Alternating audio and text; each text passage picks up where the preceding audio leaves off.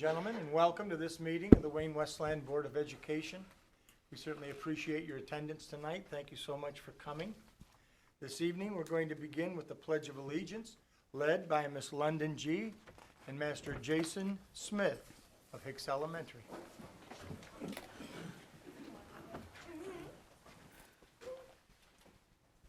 I pledge allegiance to the flag of the United States of America and to the republic for which it stands, one nation, under God, indivisible, with liberty and justice for all. Yes, stay right here. I'm gonna come down. Mr. Neal, will you introduce our Yes, London G, right?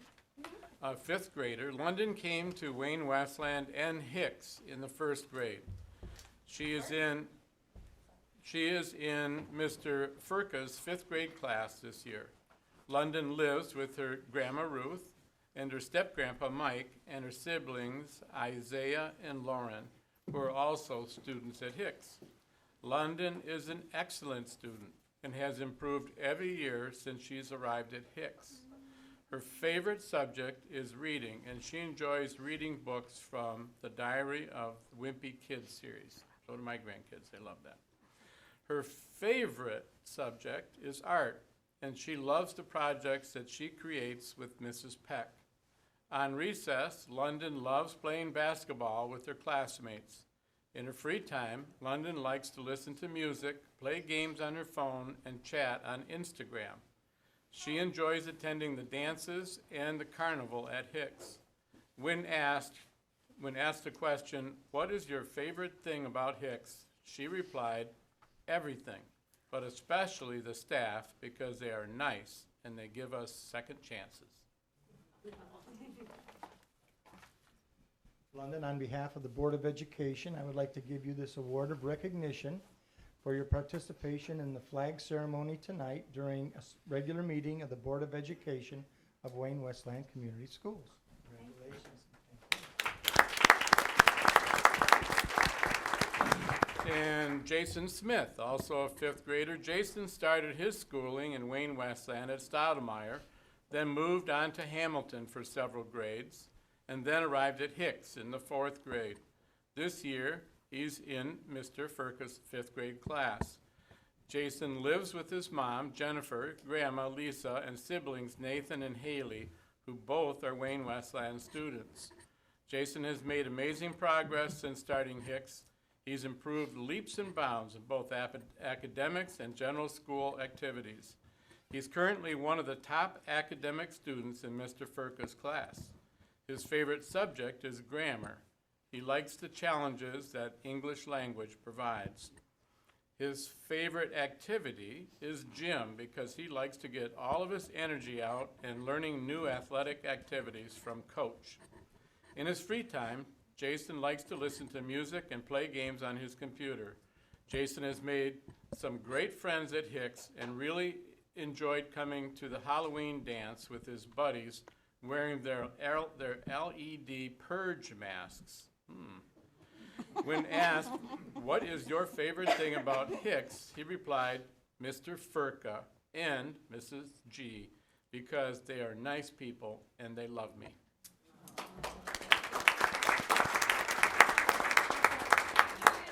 Nice job, Jason. I'd like to present this award on behalf of the Board of Education to Jason Smith for participating in the flag ceremony during a regular meeting of the Board of Education. Thank you, and by the way, great job. So, London, did you bring anyone with you tonight? Yes. Who'd you bring? You don't know my mom, Mrs. G? This is for TV. Oh, my grandma and Mrs. G. That's my mom. See? Got the same last name. Okay. And Jason, did you bring anybody with you and they play along? My mom. Hello, Mom. Mrs. G. What we're going to do is ask the kids to come up and sit in the chairs and take some photographs. Would you like to come up and be in the photograph with them? Come on. Come on, kids. Those two empty chairs? Oh, thank you.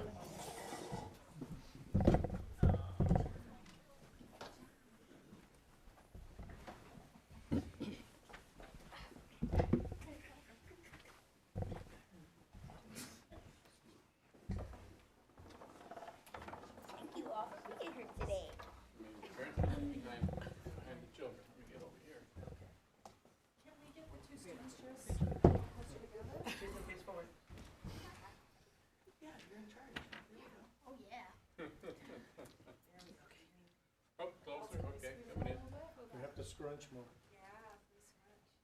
Can you see me behind Melody?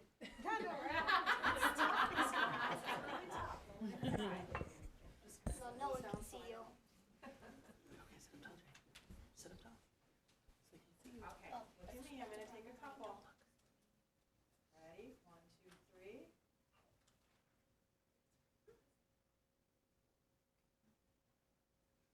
All right, great job, everybody.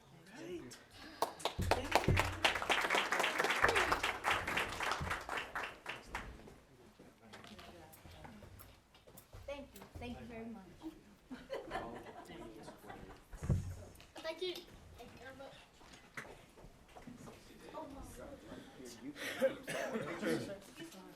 Oh, your award. London, will you hand this to this gentleman, please?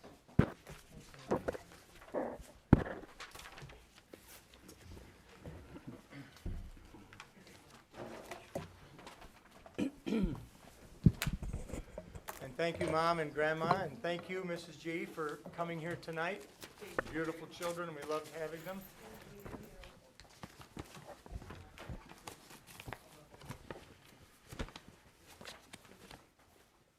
Mr. Neal, will you please call the roll? Ms. Hines, Present. myself, present. Mr. Buckaloo, Here. Mrs. Madell, absent. Mrs. Walker, absent. Dr. Weaver, Here. and President Cox. I am here, and let the record reflect that both Mrs. Walker and Mrs. Madell are absent today, excused, for reasons having to do with education and personal business. So thank you. We'll move forward. The next item on the agenda, 435.19, is the audit presentation from Plant Moran. We have this evening Mr. Jeffrey Higgins and Ms. Jamie Eisenmacher from Plant Moran. Welcome. Thank you and good evening. We're here tonight to present the results of the audit for the district's year ended June 30th, 2019. So as part of the audit process, there's 3 reports that come out of the audit. There's the financial report, which contains the district's audited financial statements, the federal award supplemental information, which is our audit of the federal programs administered by the district, and finally, the report to the Board of Education, which provides information on the audit process and results. As the district's independent auditors, it's our responsibility to express an opinion on these financial statements based on an audit conducted in accordance with auditing standards generally accepted in the United States of America. So again, we're providing an opinion on the district's financial statements. I'm pleased to report here tonight that we've issued what's called an unmodified or a clean opinion on the district's audited financial statements. This will be the highest level of assurance we can provide on a set of financial statements. So tonight we're going to talk about, present some of the audit results of the general fund. So the activities of the district are recorded in different funds to show the particular expenditures for which specific revenue sources are used. And we're going to focus on the general fund, as that's the primary operating fund of the district. And Jamie's going to walk us through the financial highlights for the year. Thank you, Jeff.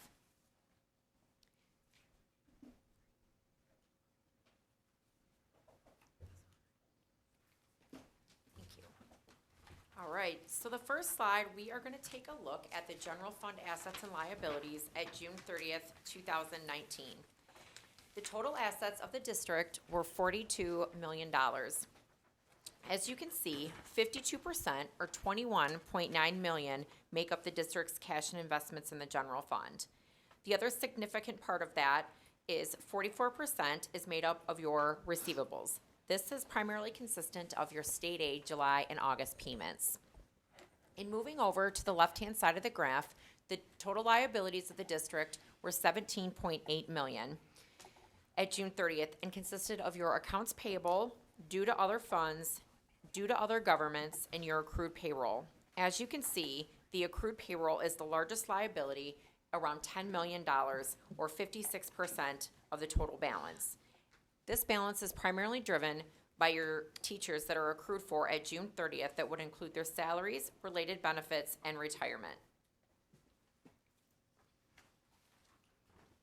In moving to the income statement, we start by taking a look at the total revenue and other financing sources. From 2018 to 2019, revenue decreased approximately $5 million. The revenue is comprised of the following. Your local revenue is primarily made up of your property taxes. Your state revenue consists of your state aid. Federal dollars would include the federal funds that are allocated to your general fund. Interdistrict sources would include your primarily consist of your enhancement millage and your Act 18 monies. And then your transfers relate to your amounts received from other funds, and the debt issued would relate to the purchases of buses for the district. As you can see, the most significant portion is state aid, which is at $81.4 million, which is or 74% of the total balance, which is consistent with prior year. In moving down the balance or income statement, we now take a look at the total expenditures and other financing uses. The total expenditures of the general fund were approximately $105 million. This is a decrease of about $3.4 million in the current year. We then further break out the expenditures by the district's instruction, support, athletics, community service, transfer, debt service, and capital outlay. As you can see, there was a slight decrease in instruction from 56% of the total balance in 2018 to 54% of the balance in 2019.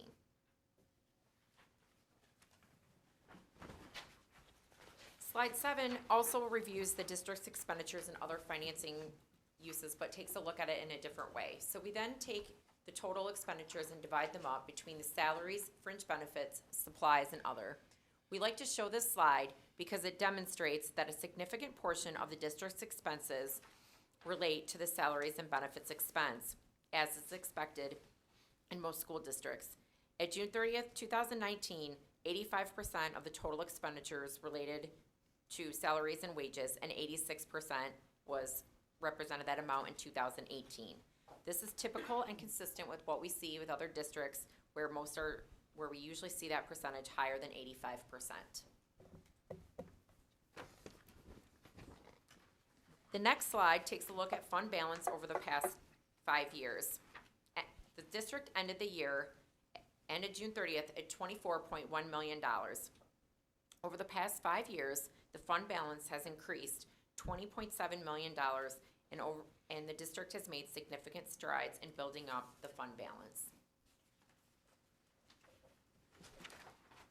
So this next slide represents the general fund balance as a percentage of expenditures.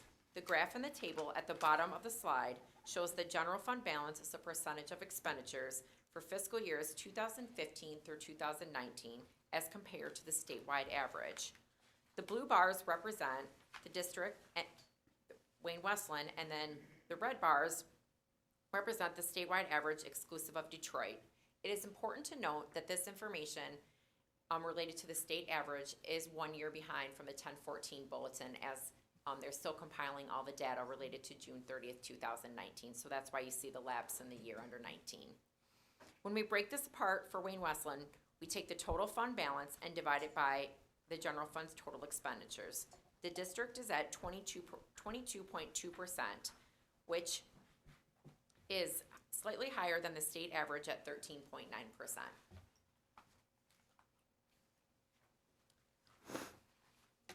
This slide takes a look at the historical per pupil foundation allowance since 2011 and 2012.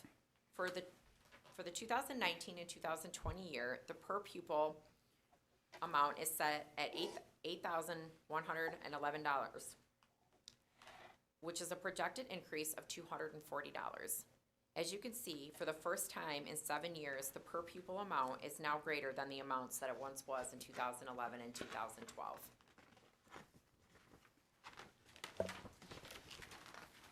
And the last slide here shows the student enrollment with the pupil account. So in 2019, the district ended at 10,963 students. The budgeted number for 2020 is 10,560. And these numbers are still being determined as the final count is still coming in. So with that, we are happy to take any questions. That concludes our formal remarks, but we'd be happy to answer any questions that you might have tonight. Thank you very much. Questions from members of the board? Mr. Buckaloo? So it's been about, an 8-year climb for us to get our fund equity up to what it once was.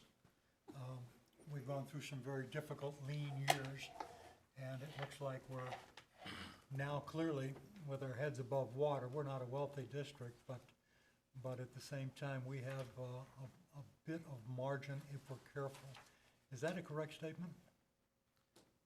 Yes, I would certainly agree with that statement, and so it goes back to the concept of fund balance that Jamie talked about. So fund balance, it essentially represents the accumulated results of all prior years' operations. It's almost, consider it like the school district savings account, essentially. So what the fund balance does is it enables you to deal with financial uncertainty, such as significant funding drops like we've seen in the recent past, enrollment declines, unexpected expenditures like higher maintenance bills or higher heating bills, unexpected maintenance. The fund balance level helps you deal with those without having to affect the current instructional program. It gives you a little bit more flexibility to deal with those items with a longer term lens versus having to take immediate and drastic action. And so, as Jamie mentioned, you've gotten your fund balance now where you're a little bit above the state average. So again, we've built up that level of flexibility to deal with uncertainties, which certainly in our perspective is a good thing because, again, we are in a highly uncertain climate. Like you said, it's been several years since you've gotten back to where your funding levels were. And,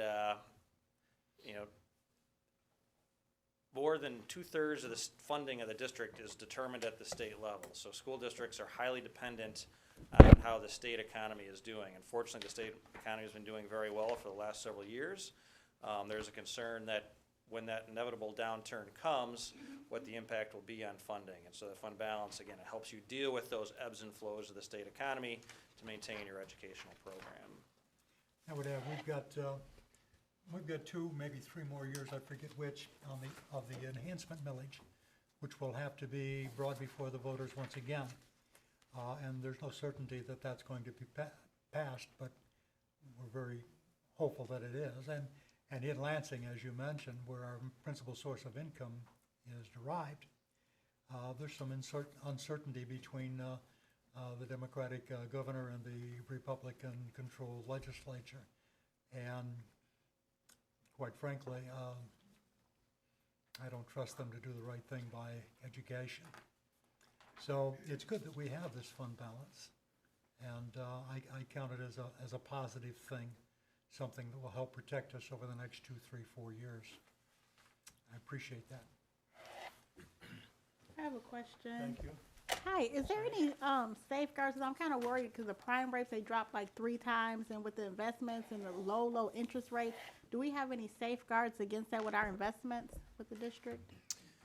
So it's important to note that school districts are very limited in the terms of investments they can make. There's state requirements in terms of what you're allowed to invest in. And as part of that, there's several types of risks that are incorporated. So interest rate risk, custodial risk, those types of things. So with the types of investments that the districts invest in, there's a cash flow course piece that's factored into that. So I guess as a general rule, all those types of considerations are factored in, but districts to begin with are required to invest in a relatively low-risk investments. They have to be, highly rated bonds, short-term maturities, those types of things. Thank you. Dr. Weaver? I just want to make a comment more for the public. You mentioned just a few minutes ago that it's taken us, I count, 7 years to get back to where we used to be at one time. I think it's significant for the public to know that and to actually hear that so that they know just how hamstrung that this district has been as far as employee salaries and what we could do and things like that. So I'm very happy with this report, and I just thought the comment needed to be made that if you think about that, after that many years, you're just getting back to what you used to have is quite a comment. Thank you. I feel compelled to add that where it used to be wasn't even where it should have been. It was a lot lower than surrounding districts, but it's nice to be back there. You know, there's so much work that, tonight is kind of the nice night for you, but there's so much work that you do for this school district behind the scenes. I just feel compelled to thank you, Mr. Higgins, for your consultation over the past year.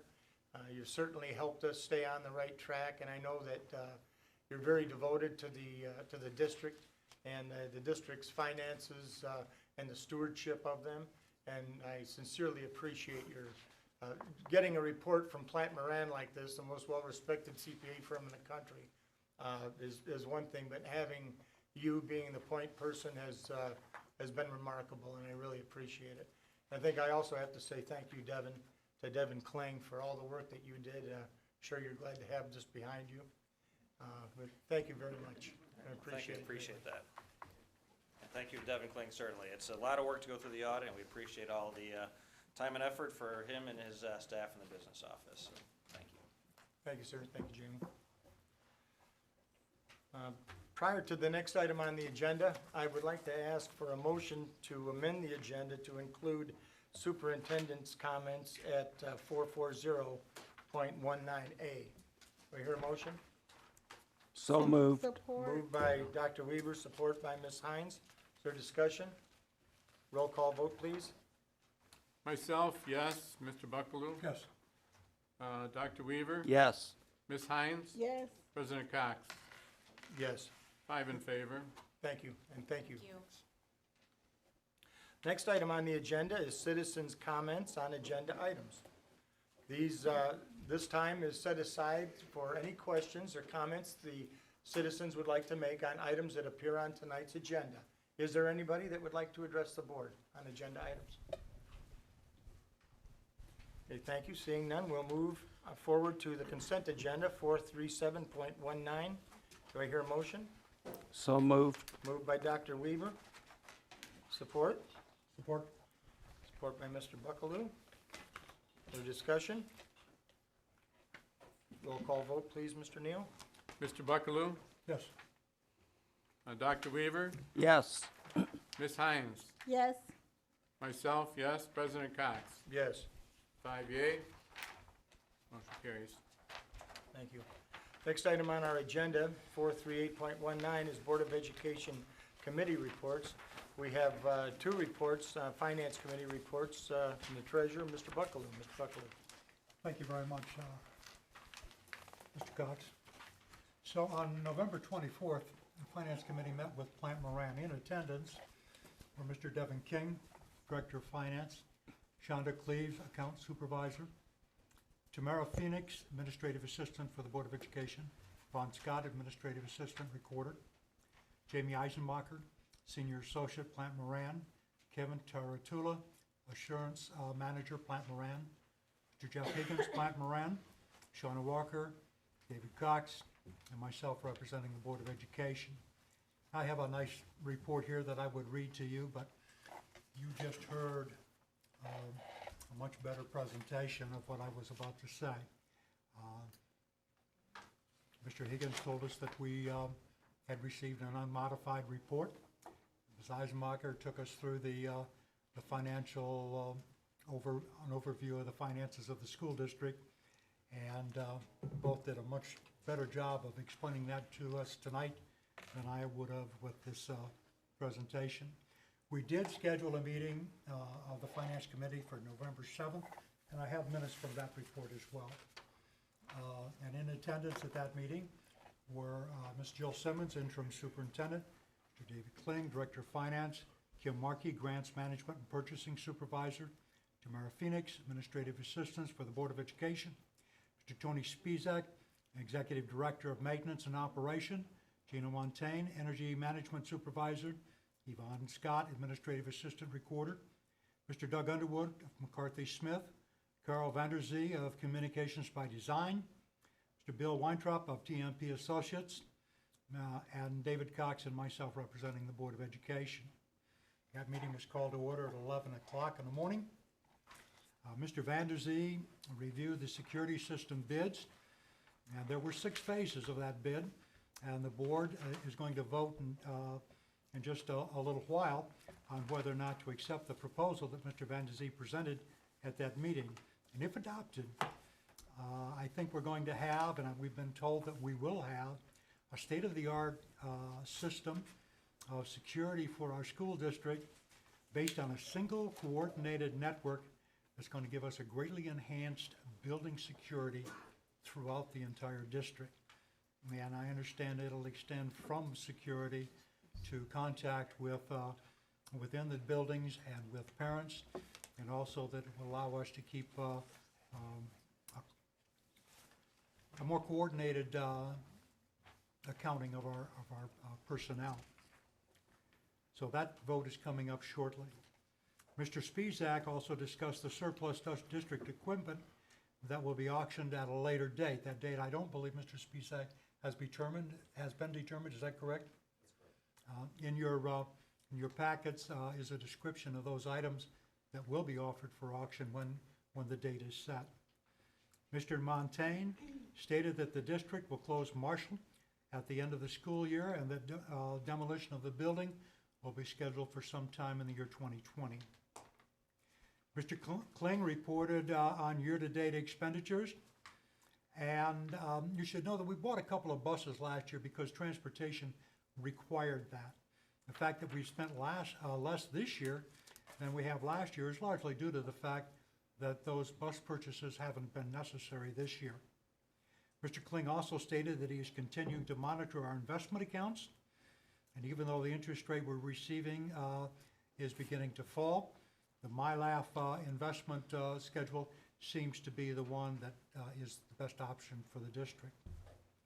Mr. Underwood reported that bids for William D. Ford would be open following that meeting on November 7th, and I assumed that that was done. Mr. Underwood also reported that the bids of the Wayne Memorial were being pushed back to late November and would come before the Board of Education for consideration in January of 2020. The meeting was adjourned at 12:39, and by the way, those of us present enjoyed a fantastic meal provided by Chef Tony, with the proceeds of the meal going to the Family Resource Center, if I'm not mistaken. Anytime you have an opportunity to partake in something that Chef Tony prepares, that his students prepare, you should step right up and take advantage of it. And the Thanksgiving time meal is especially good because the money that is collected for that meal does go to the Family Resource Center, which services our students and their families. With that, sir? That was an interesting way to get a restaurant review in the finance report. Hey, if it isn't the food, what is it? And we'll make sure that you never have to follow Mr. Higgins again on your Oh, financial geez report. whiz. Ladies and gentlemen, the next item on the agenda, 539.19, is our business service items, and I'm going to hand it over to Ms. Simmons. And Right, and I am going to turn it over to Mr. Devin Kling. Thank you, Superintendent. Based upon the results of the public bid opening on October 24th, 2019, I'm requesting board approval to award the following contracts for the specified district safety upgrades as recommended by Tony Spezak, Executive Director of Maintenance and Operations. Moss of Grand Rapids, Michigan was selected as the winning bid for section 271000 low voltage cabling, section 281300 building access control system, section 282300 video monitoring system and security system alternate C warranty. The total amount of this contract will not exceed $1,851,333.06. VSC of Novi, Michigan was selected as the winning bid for section 271516 public address and program system. The total amount of this contract will not exceed $1,811,248.44. FD Hayes of Lansing, Michigan was selecting as the winning bid for the section 275313 clock system. The total amount of this contract will not exceed $612,119. The total cost of this contract of these contracts for the district safety upgrades will not exceed $4,274,750. I'm sorry, $4,274,700.50. The total amount will be paid with proceeds of the 2018 bond funds, as well as the Michigan State Police Safety Grant. Thank you, Mr. Kling. Is there a motion? Moved by Mr. Buckaloo, support? Support. Support by Mr. Neal. I'm wondering, Tony and Mr. Benesi, could you come up and talk a little bit about this system? I had a question. Sure. I'd be interested in hearing briefly about the practical application of this system, what the community can expect from this.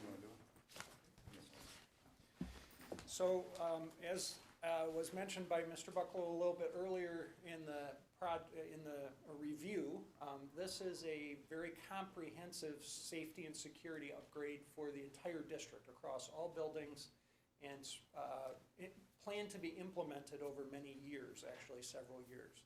So over the course of that time, the intent is to replace all of the systems with a single unified set of security systems that work together. So our clocks will be transformed to clocks that also provide emergency messaging in the event of an emergency. The colors can change, the messages that will come up on the clocks will inform students and staff members in a building if there's something happening that needs their attention. The public address system, the speakers that are involved in all of the locations through the buildings will be connected together so that in the event of some event taking place in a particular building, adjoining buildings or properties that are nearby that contain Wayne Westland students can also be identified without any delay. So lockdowns, for instance, in John Glenn could affect what was happening at Ford instantaneously because it's next door if the district chooses to implement that. So across all of the categories, the door access control, the safety and security through the clocks and the paging systems, and all the cabling and the camera systems that are associated with that, all working together and unified so that one piece of information that's critical for individuals in the district to be aware of can be transmitted across all of those other things. We're also putting that onto the same network with the new telephone system that's going in right now. And of course, over the last several days, those new phones have begun showing up in our buildings. They're not active yet, but through all the hard work of the team, those telephone instruments are beginning to appear right now with a goal of before the end of the calendar year, our cutting over to that new system. That device, that telephone instrument, again, will be tied into all of these same components that we're talking about. So it's one unified, comprehensive safety system for the district. Hi, have you guys considered at the MSAB conference, they had these little locks that you put in each classroom. They're like not that expensive, so if it was some type of active shooter type situation, the kids would be safe in the classroom, and the only way to get in, the people will have the key to it. Because I would like to be a part, because I have police security background. I'd like to definitely be a part of, you guys' team to kind of help. And Mark, he used to be a fire chief, and we took some classes, with that to help with that measure, because I would really like to help you guys with that. Well, we haven't looked at physical hardware for the doors yet. Right, that's still coming. This is all just tied into the network. This is all kind of a digital world that we're working in right now. We haven't looked at physical hardware for particular doors or how we're going to secure the classrooms. With the bond, we are going to be putting in sally ports or secure entries at the front of the building, which all this equipment will tie into that. But to answer your question, we'll definitely look into that. Dr. Weaver? Thank you, Mr. President. Has there been any discussion, and I'm losing my words tonight, so forgive me, and maybe it's a sally port, I don't know, but for students to walk through so that any weapons or anything metal could be detected? No, we have not looked at, years ago we actually had metal detectors, we removed them. So we have not looked at, in our secure entries to put metal detectors in them. Okay, The hard part, Dr. Weaver, is at the secondary schools, we come in at multiple entry points during the morning, and they leave at multiple entry points in the afternoon. We use the sally ports or the secure entry for people coming to the building during the day. So the building's all locked down once we start school, and they come into one general area, and they access the building through the office. The secure entries will direct parents or visitors directly into the office. And then from the office, they'll get buzzed into the hallway once they're approved to be in the building. So it's a pretty secure system that we're working on, but we are not currently looking at metal detectors. We didn't have that, wasn't part of our scope. Okay, thank you. Anybody else? I think I heard when you made your presentation to the Finance Committee that the bulk of this $4.25 million would wind up somehow in each of the classrooms. Is that? Yeah, so with the PA systems, currently most of the teachers have, they're called audio enhancements. They wear like a lapel mic or a lanyard mic, or they have a microphone for the kids and they can be amplified in the classroom. We are going to be replacing all of those units with a new unit, which will tie into the PA system. On that lapel or that lanyard, they have a panic button. So if they push that panic button, it will automatically call the office, and they'll hear the audio going on in that classroom immediately. So the secretary or the principal in the office can hear what's going on in the classroom. Should the teacher leave the classroom and move to a different classroom because of a violent intruder, it will actually triangulate where they went. So it will show us on a real-time map in the office on the secretary's computer or the principal's computer where that classroom went. So if that teacher is wearing that lapel or wearing that mic, it will actually track her or him down the hallway when they go into another classroom and it'll let us know where they're at. When I tell you that this thing it's pretty powerful. We have networked every little function of security into our network. It will be backed up on batteries. We're looking at putting generators on the roof so that if we lose power, we don't lose power to our network. It's going to be, I said this at finance, it's going to be really cool. It really is going to be neat. We're going to be doing some things that I think will be trend-setting for a lot of districts in our state. Melanie? Have you guys considered training the staff on the ALICE training? Because they have a lot of those throughout the state. That would actually come from Mr. Miller. I've been trained in ALICE. I've sat through it with the local PDs. I think the bus department has done some training, but as far as that would have to come out of the instruction department.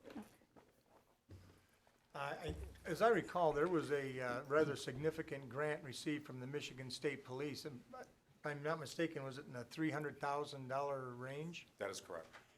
So obviously, the Michigan State Police are trying to promote the use of these systems. Can you talk a little bit about how the system that we're installing can interface with local and state police? Yeah, so we got about $350,000. It's a 75% match, so it's about $550,000 that we're doing. That was to upgrade our access control, and our security panels were outdated. What that will do for us is we'll be able to connect with the local PD.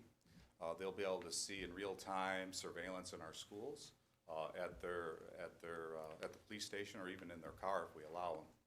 They'll VPN into our network, and they'll be able to see what's going on in the building. So if that panic button is pushed and we go into a lockdown and everybody's locked in their rooms, the police department, before they enter the building, can actually see the corridors and what's going on in that building at real time. All the police officers have access control. They'll be able to get into a building. They have access to our Knox boxes to get into the keys if need be. And we will be training with the local PDs to come in and do their practicing to our facility so they know how to access a building and get around. The surveillance system that we chose is actually what Detroit uses for Greenlight, and the University of Michigan. It is a very complex system with beautiful surveillance. It's all digital cameras. It's all over the network. There is some really fantastic stuff going to happen in the next 3 years, and we'll be doing that throughout the construction. One of the nice things that Carl did was we'll be able to get into these sites and give you something for the bond immediately, so you'll start to see things, and then as the construction goes, we zoned it out so that If we're putting an addition on the building, obviously we're not gonna put new cameras in there until the addition's done, but we can do the rest of the building. But all that will tie back in with the local PD. It will tie in with the superintendent's office, so she'll know what's going on in real time just as the building administrator is going on, so they don't have to do certain things. In the past, we'd go into a lockdown and the building principal would have to get on the PA and make an announcement and send out a robocall and all that. We've made that automated that. So now they'll just go in and punch a code and there'll be an automated message that goes across the PA to let the staff know what's going on. We can actually set it up to send out the robocalls. There's so much that we can do with the system, it's unbelievable. I think you guys are gonna dig it when it's all done. It's just gonna take some time to get it done. I think it's just as important to note that while we have the capability of interfacing video and what have you with the local police agencies, they're not online inside of our schools all the time. That's a switch we have to flip if that becomes necessary, so. That's correct. I think just as important to know that. And do you have anything to add, gentlemen? I, just echoing what Mr. Spizak said, that, you know, one of the big exciting things is bringing that new instructional piece to every classroom for the old, in some cases, maybe not even working anymore microphones, so that every student can hear at the same audio level in every classroom. That's going to be a part of this package only because it fits into that overall safety and security system by using, you know, one set of speakers instead of running multiple wires all over a different system. So we're really, you know, as Mr. Bucklow pointed out, doing some great things with giving teachers in their classroom a meaningful and useful technology tool right now as part of this first, you know, early step, as opposed to when we thought we were going to be able to a year away. So that's kind of nice. And the new audio enhancement system runs over the network, so it's powered by Ethernet. So it's not 110, so currently, like, they leave them on and we're reusing energy. That won't happen anymore. It all comes over the cabling that we're installing, so it really is fantastic. I'm excited about it.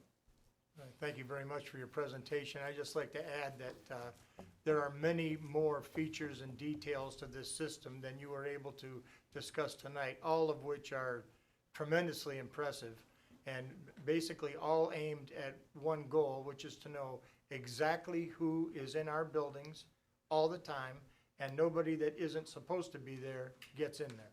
So, Mr. Bucklew? Yeah, one final comment, and it has to do with building security. A lot of our discussion tonight has revolved around that.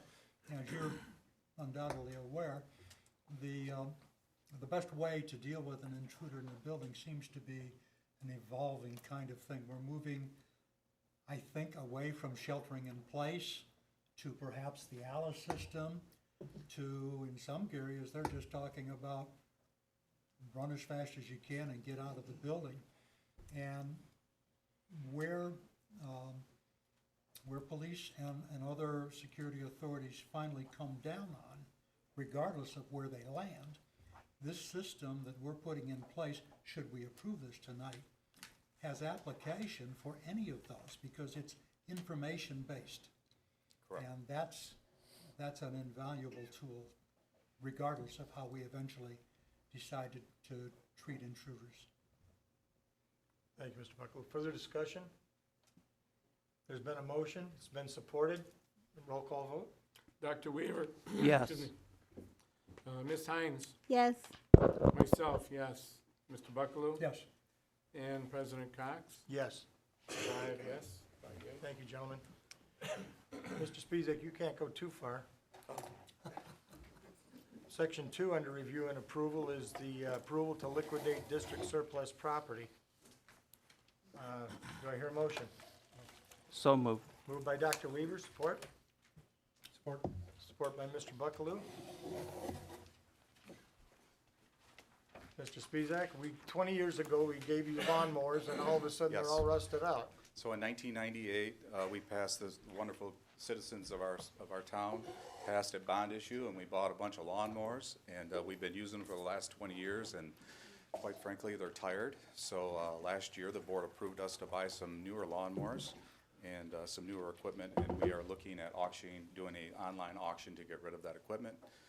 We also purchased 7 new vehicles this past fall, which should be here, I think, before Christmas, I hope, before January.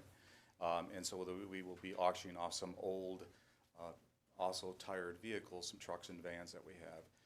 And then there is some instrumental equipment that was down in the tunnel at Wayne Memorial that we dug out. And we are going to see if we can auction that off. That's no longer being used. So there was a list of equipment that went out, and hopefully, with approval tonight, I'll be able to have an online auction, and that money will go back to the general fund. Is that still on, I'm Mr. sorry, McAreever? is that still on Bidergy? Yep, Bidergy.com. All right. They're the ones that will handle the auction. It'll probably happen closer to the spring by the time we get everything situated, but yeah, Bidergy. I'm sorry, Mr. President, I should wait No, for no. you, so We like thank you. freelancers, no problem, Dr. Ruth. Anyone else? I guess I would like to say that all of that equipment, if I'm not mistaken, except for maybe the Gator, is still functioning. Everything still runs. The Gator runs, but it only goes in reverse. So Oh, if that's you'd like a Gator that goes backwards, we're I don't happy to see sell the it to you. problem, really. Yeah. Well, I think that's a tribute to the department, so thank you very much. Any further discussion? Roll call vote, please, Mr. Neal? Dr. Weaver, Yes, Ms. Hines, Yes. myself, yes, Mr. Buckalew, Yes. and President Cox. Yes. 5 yea. Thank you, Mr. Spisak. The next item on our agenda, 440.19A, are superintendent's comments. Right. Simmons? Thank you, Mr. President. I want to share how proud I am of the students at John Glenn and Wayne Memorial High School. I recently attended Almost Maine, which was the production put on by the John Glenn students, and Mystery Weekend at Wayne Memorial High School. If you did not get a chance to see the play, I strongly encourage you to go to the spring musicals coming up later this year. We did have a coffee with the superintendent at PD Graham on November 1st. We had parents and community members attend. They were able to ask questions and get information about upcoming things throughout the district. We're planning our next coffee with the superintendent in January, and a date will be released as soon as it has been determined. As Mr. Buckalew shared, Chef Tony had his annual Thanksgiving buffet fundraiser at the Career Tech Center. Over 200 people attended this event, and all proceeds were donated to our 3 family resource centers, which are located at Adams Upper Elementary, Franklin Middle School, and John Glenn High School. Cafe Marquette is now open for lunch, where the culinary art students prepare different specials each day, and the menu is available on the district's website. The Human Resources Department held a job fair on November 8th. We had about 40 candidates sign up and attend the job fair. We are still in need of special education staff, so if you have any friends, colleagues, family members looking, please have them visit our website and apply directly through the website. We have 4 middle school transition community forums coming up in the district, the first of which is tomorrow at 6 p.m. at Franklin Middle School, November 20th at 6 p.m. at Stevenson Middle School, November 21st at 3:30 at Marshall Upper Elementary School, and November 25th at 8:15 a.m. at Adams. These meetings are open to current 5th through 7th grade students, families, and staff. There will be a brief presentation on the middle school transition, and our committee members will be available to answer any questions that you may have. This afternoon, I was able to meet with a Navy recruiter. Our food services department collected leftover Halloween candy, and it is being sent overseas to our servicemen and women. And our first graders at Edison Elementary also wrote letters that are being delivered with the candy. So, we have holiday concerts starting the first week of December. The dates are listed on our website under each school's website. Attending one of these events is a great way to get into the holiday spirit. And the district will be closed next Thursday and Friday for the Thanksgiving holiday, and I hope everyone has a wonderful weekend and enjoys time with their family. Thank you, Ms. Simmons. That's all you have? That's all. Sorry, I tried to talk fast. Okay. Next item on our agenda is 440.19, citizens' comments on non-agenda items. So people, anyone that would like to address the board on any issue at all, you're welcome to come up to the microphone now. Sir, did you fill out a blue form for us? I did not. I'm sorry, Well, what do I need to fill out? Can you do that afterwards so we have a record? Sure. Come on up and introduce yourself. Thank you.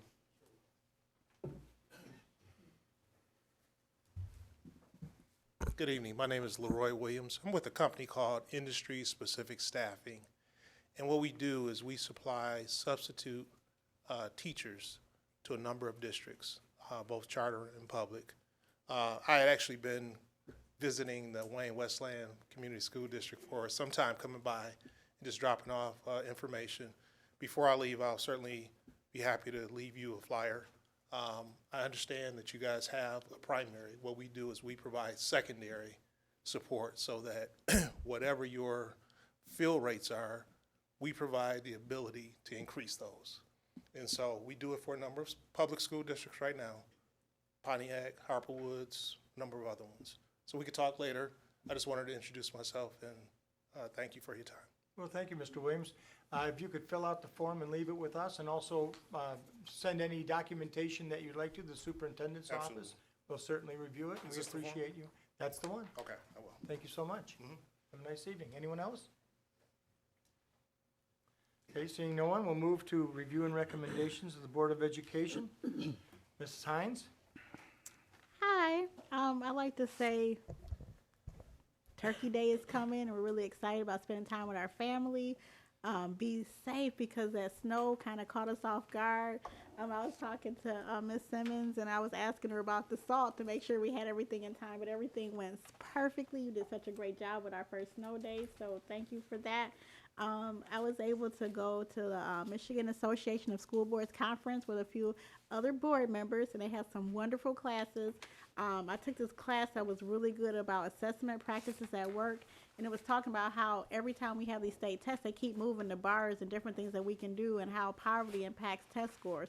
And the issue that I brought up with one of the professors was that we do have a high poverty rate with a lot of homelessness. I think we're like third in the county, so it makes it kind of difficult, even with the transients, with the apartments and stuff. So just trying to figure out a way to, work with the different kids, because even though we have our kids that's been in the district, you have these new kids coming in and out, and that can affect the test scores. So it makes it very difficult to, get higher test scores when you have a lot of kids coming in and out of the district. So something we can try to figure out a way to work on.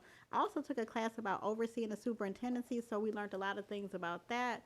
About we have evaluations coming up and just certain things that, keep your superintendents happy. So it was a wonderful class. And I really do enjoy those because you do learn a lot at those conferences. And that's all I have to say. Just have a safe, happy Thanksgiving. Thank you, Mrs. Hines. Dr. Weaver? Yes, thank you, Mr. President. I was so glad to hear this security presentation. Excuse me. Mr. Spizak and I share the same vocabulary when we talk about this is really cool and stuff like that. I think this is going to be great for us, and I'm certainly looking forward to that. I just wanted to mention, I'm not sure that we have hired a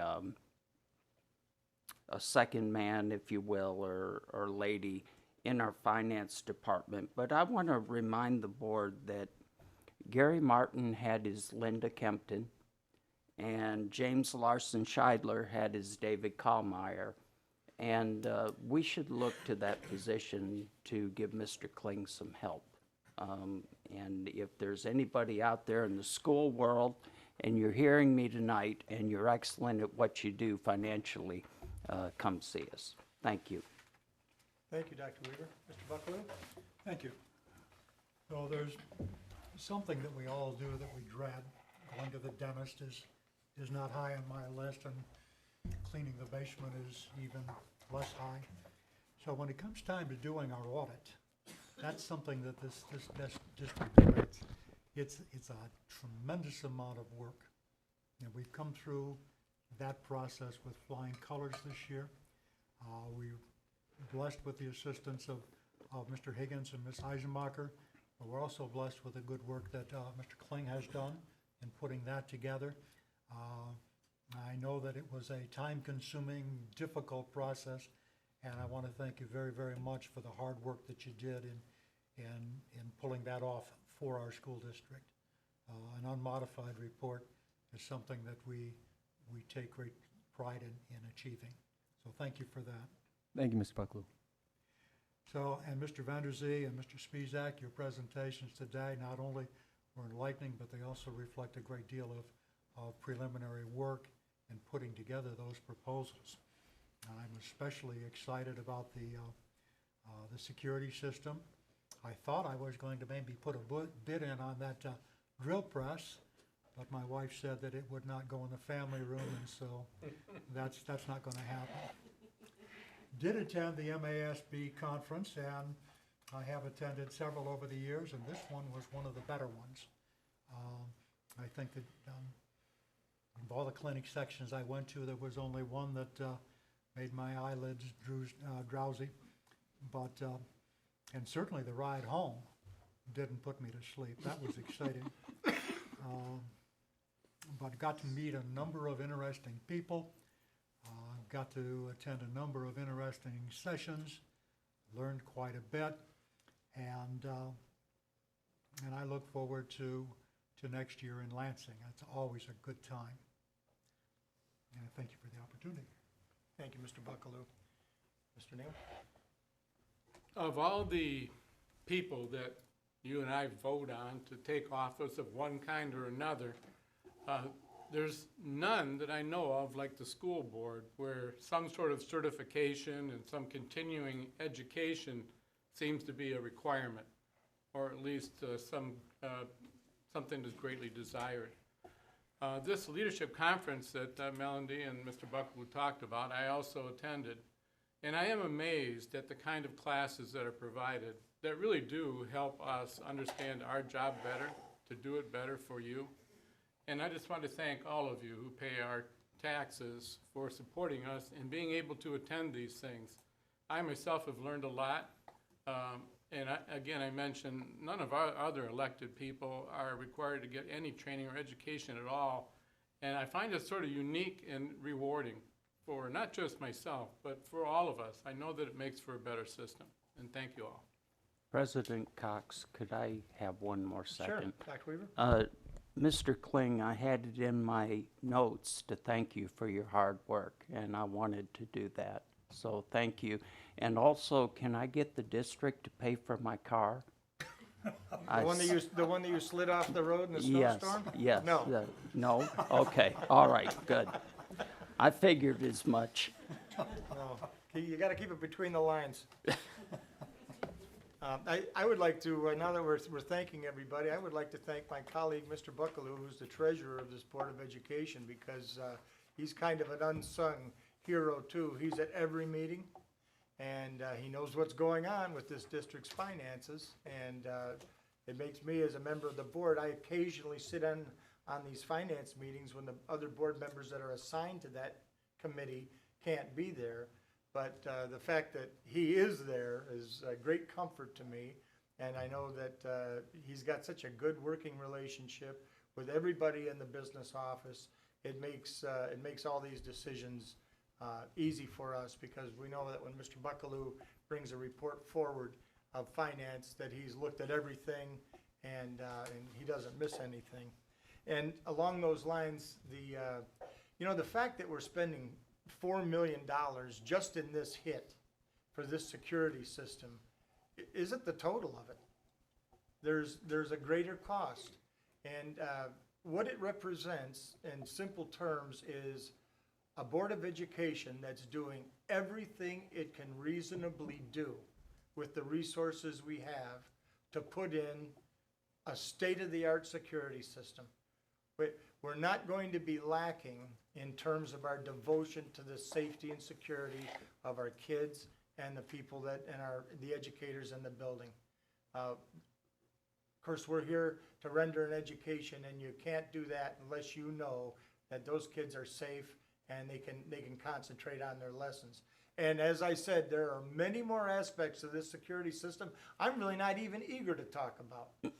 But you're not going to be in that school building without us knowing about it. And that's what we need to have in this day and age, and that's what we're going to have. There was some talk about Chef Tony and what Chef Tony does over at Cafe Marquette, and Chef Tony is the first one to tell you he doesn't do it. He will not do it. He stands behind the student as the student does it. So the food is prepared by the student, and the food is presented by the student, and it's the student that does everything. He says, I could jump in here and I could do it myself and probably do it faster, but then the kids aren't going to learn what they need to learn. And the product is amazing, as Mr. Buckaloo said. Not just the way it tastes, which is amazing, but how it looks. And the service the servers give you. You know, that's an honorable profession, being a server, and they can do very well if they know what they're doing, and they do. And so, and I often say that's one of the disciplines at the William D. Ford Center. We have many other disciplines that are just as expertly managed as that. So I'm very proud of it, obviously. I want to say that tomorrow evening in this room at 6:30, the Board of Education has a study session. And the study session is the first formal meeting on the road to naming a permanent superintendent. Excuse me, and you've heard two board members talk about the Michigan Association of School Board Conference and the fact that there was a program on the superintendency. Miss Hines attended, and also Mr. Neal. And the presenter of that is a fellow by the name of Jay Bennett, who is an expert at making certain that a school district understands what its needs are based upon its size and the complexity that it represents in the educational system. And our district is a very large district. It's not a district. It's not the same. Districts are not the same, all of them across the state. Some are larger and more complex and have many different funds, and I'm sure Mr. Kling could tell you about all the different layers of funds and reporting that's necessary. I say it's like putting a 10-legged German Shepherd in the bathtub. It's just a real complicated program, and I believe that the beginning of a superintendent search is best managed by learning exactly what this Board of Education needs to be considering when we choose our superintendent. So tomorrow, Mr. Bennett will be here, and he'll spend about an hour and a half explaining to us, and I hope everyone finds it tremendously valuable. Let's see what else I wanted to say. Oh, so during the snowstorm, I'm looking out my window, and I see a school bus sliding sideways. There's nothing they could do about it. It was just one of those things. It's a very heavy bus, and it just started sliding right at my neighbor's mailboxes, which were just replaced because it happened about 2 months ago. And I saw it, and I just saw it and watched it like this. There they go. And poor Steve, but it wasn't 25 minutes later when a Wayne Westland truck pulled up, took pictures of the mailboxes, and took notes and put them on my neighbor's door and the people across the street who own the other mailbox. And I just like to say to transportation, well done. And I talked to one of my neighbors. They were very impressed by that. I was very impressed by that. You can't keep that kind of thing from happening, especially under the circumstances. Right, Dr. Weaver? And I'd also like to thank the two beautiful children that were here and led us in the pledge.